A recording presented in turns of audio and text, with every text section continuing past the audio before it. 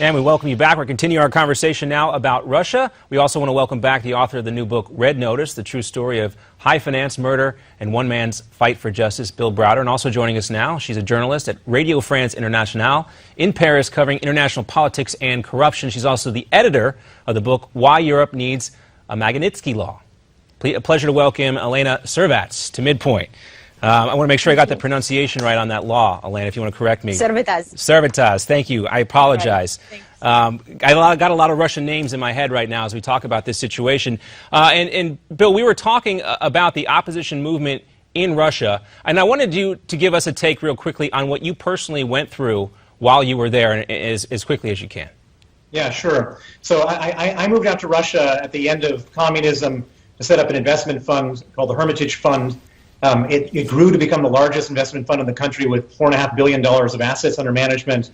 I discovered corruption in the companies I invested in.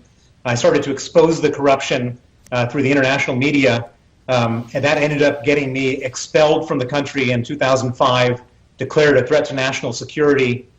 After that point, the police raided my offices in Moscow, seized all of our documents, and they used those documents in a highly complex fraud to steal $230 million of taxes that we had paid to the Russian government. So they stole their own money, not our money, but money we had paid to the Russian government. And we had a young lawyer, Sergei Magnitsky, who exposed the crime. He testified against the officials. Those same officials then arrested him, put him in pretrial detention, tortured him for 358 days, and killed him in November 2009. And I've been on a fight for justice ever since. To get justice for him. The Russians refused. They completely exonerated everybody involved. And so it led me to fight for something called the Magnitsky Law in America, which was to impose visa sanctions and asset freezes on the Russian officials who killed Sergei and who do other gross human rights abuses. And it was passed into law on December 14th, 2012.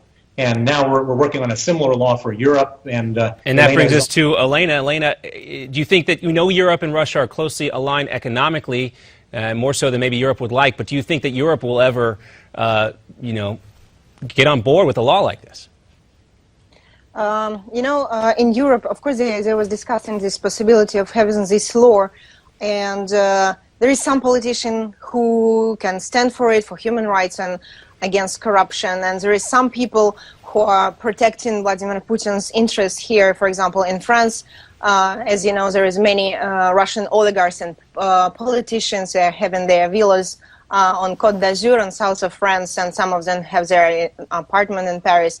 And we even know that some French politician got a very close connection with a Russian politician. We call this like circle of freedom. I mean, cercle d'amitié, we call this in French. And so during these commissions, they like discussing kind of relationships between Russia and France. And some politicians say that these points, these meeting points, can make this French politician to vote against this law, or even not to speak about resolution. So the connection is very very close. As you know, Marine Le Pen, this our far you hear from Le Pen, but still at this point it seems like a lack of intestinal fortitude from the leaders of France to really stand up against Putin. And let's talk a little bit about the opposition movement, where it stands now after Nemtsov's murder. Bill, we've seen protests in the streets of Moscow before in 2011 after Putin meddled in the elections there, and now we saw it after Nemtsov's death. There's obviously an opposition movement there with some momentum still. What happens now?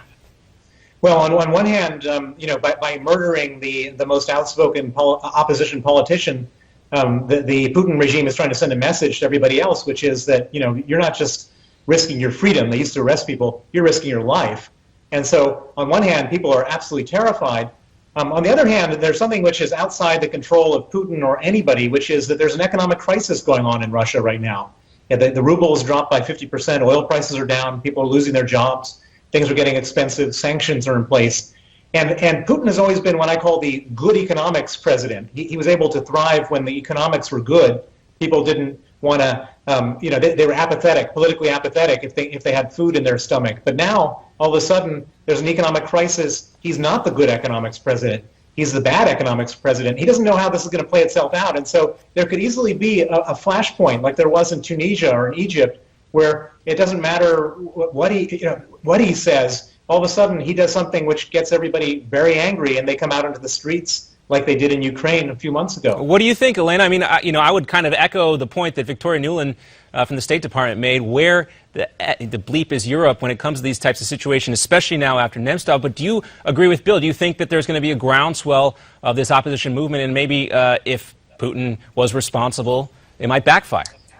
There is a huge discussion even inside of Russian opposition. We don't know who pick up the phone and ask this guy to be killed. There is several versions. For example, well, Elena, I'm sorry, we're going to have to leave it there. Yeah. I know there's several versions, but we have 10 seconds left before a commercial break that I have no control over whatsoever. We'll have to have you back. Guys, time's always too short. Thank you so much for being around.